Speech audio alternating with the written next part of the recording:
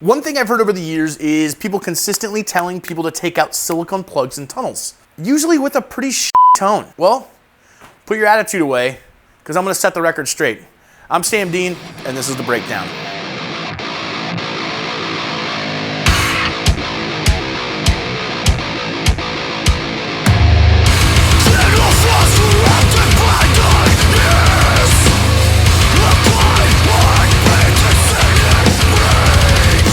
Okay, right out of the gate, no bullshit, let's break this one down. Let's talk about the facts. Well, silicone locks in moisture. That's a lot of times why it has the ear stink, the ear cheese, the gross. It has a lot of the gross. It locks in moisture because it is a pretty sealed surface due to the tension and the pressure that it puts on your ear. This can be good or bad, but as long as you keep it clean, it's usually just fine. Another fact about silicone is that it creates constant pressure.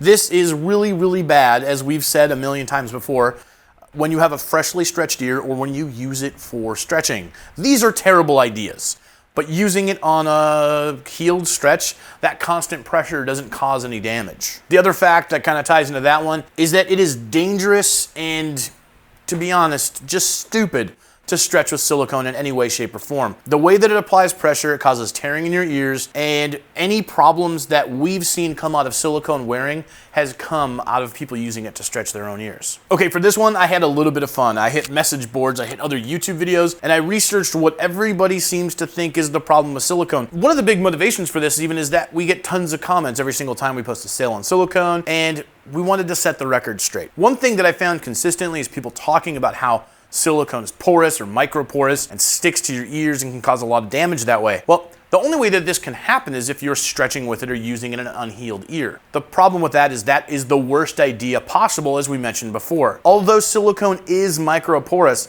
it is dramatically less porous than wood or stone, and people aren't on a witch hunt for those. If you do not use silicone to stretch, and you do not use silicone in unhealed ears, this should never be a problem. Another thing that's been brought up in a lot of places is that silicone is carcinogenic. Carcinogens cause cancer. That's a big problem, except for the fact that it's not true. In addition to that claim, we found a lot of people saying that it holds in bacteria. Well, it really doesn't cause any more infections or create any more bacteria than anything else. If you keep it clean, it's actually one of the most sterile materials that you can wear. It just comes down to the fact that you need to keep it clean.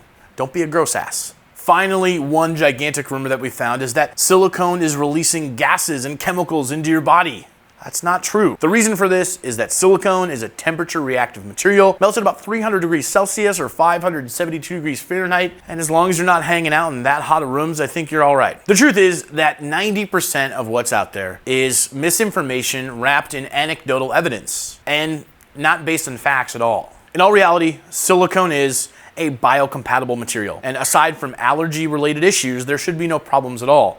As a matter of fact, in my 15 plus years of being professionally involved in body jewelry, I've really only ever heard of cases where people misuse, mistreat, or misjudge their silicone plugs or tunnels, causing problems. In addition to all the myths that we've busted, there are loads of pros for wearing silicone. One of the pros is that it's super comfortable. It doesn't really dig into your ears when you sleep. It's super easy to clean. It's recyclable. It's non-petroleum based, and it's cheap. What else can you ask for? Do you have a concern regarding silicone that wasn't mentioned here? Well, let us know in the comments below. I'm more than happy to address that in the comments or in a future video.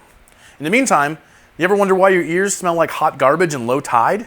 Yeah, it's called ear cheese and it smells like well, we're gonna address that next week and tell you why it's good, why it's bad, and what to do about it. In the meantime, make sure to like and subscribe and let us know if you have anything that you want us to talk about. This is The Breakdown, and I'm Sam Dean. I'll see you next week.